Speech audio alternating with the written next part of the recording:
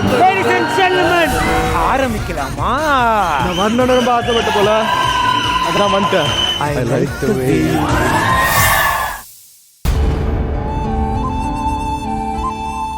Sir ஒரு சில test எல்லாம் எடுக்க வேண்டியிருக்கு, லேபுக்கு வாங்க சார்.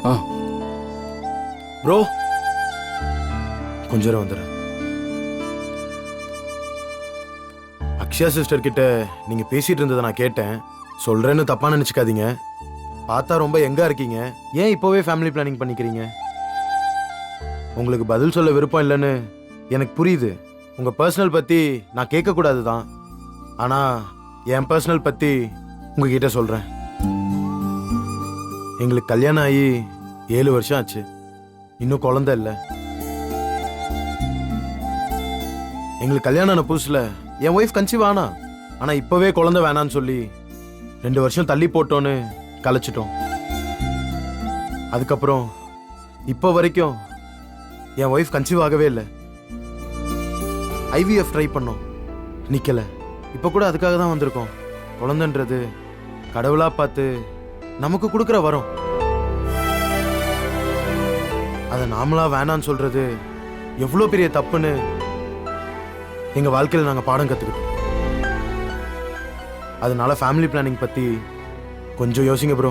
ப்ரோ, எல்லார் வாழ்க்கையும் ஒன்னா இருக்கிறது இல்ல. ஒரு குழந்தை பிறந்துட்டா வாழ்க்கையில நிம்மதியும் சந்தோஷமும் கிடைச்சிரும். வாழ்ற வாழ்க்கைக்கு அர்த்தம் கிடைச்சிரும் தான் எல்லாரும் சொல்லுவாங்க. அதான ப்ரோ உண்மை.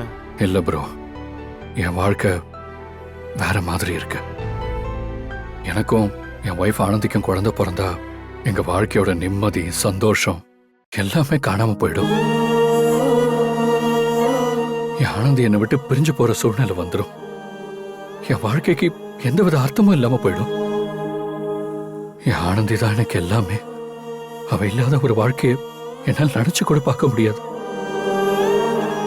எங்களுக்குன்னு ஒரு குழந்தை பிறந்தா என் ஆனந்தியை நான் இழக்கணும்னா அப்படிப்பட்ட ஒரு குழந்தைய எனக்கு வேண்டாம்.